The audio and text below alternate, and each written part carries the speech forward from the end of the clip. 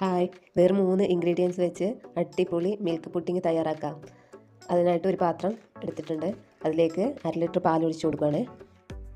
ഇനി അതിലേക്ക് 1/4 cup cornflour ഇട്ട് കൊടുക്കുക. എന്നിട്ട് മിക്സ് ചെയ്ത് കൊടുക്കുകയാണ്. കട്ടയില്ലാതെ, ഫ്ലെയിം ഓൺ ആക്കിയിട്ടില്ല.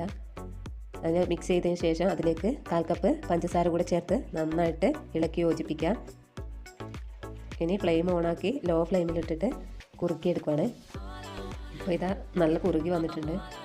ഇനി പാനിൽ നിന്ന് വിട്ട് വരുന്ന ഈ പരുവത്തിൽ വേണം നമ്മൾ വേറൊരു പാത്രത്തിലേക്ക് മാറ്റി കൊടുക്കുകയാണ്.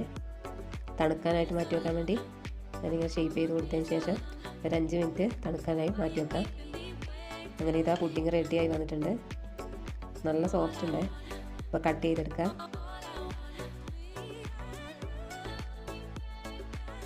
നല്ല ഇതായിട്ട് വരുന്നുണ്ട്. കത്തി വെക്കുമ്പോൾ തന്നെ നല്ല സോഫ്റ്റ് ആയതുകൊണ്ട് സൈഡൊക്കെ ചെറുതായിട്ട് പൊട്ടി വരുന്നുണ്ട്. അങ്ങനെ അടിപൊളി മിൽക്ക് പുഡിംഗ് റെഡി ആയിട്ടുണ്ട്. കണ്ടില്ലേ? കഴിക്കാനും അടിപൊളിയാണ്, നല്ല സോഫ്റ്റുമാണ്. ഇനി ഇത് മിൽക്ക് പൗഡറിലോ അല്ലെങ്കിൽ പിന്നെ ഡെസിക്കനേറ്റ് കോക്കനട്ടോ അത് എന്തെങ്കിലും ഇട്ട് ഒന്ന് ഡെക്കറേറ്റ് ചെയ്തെടുക്കാം. ഇത് രണ്ടിലേതെങ്കിലും. ഇപ്പം ഞാൻ ഇവിടെ തേങ്ങയിലൊന്ന് കോട്ട് ചെയ്തെടുക്കുകയാണ്.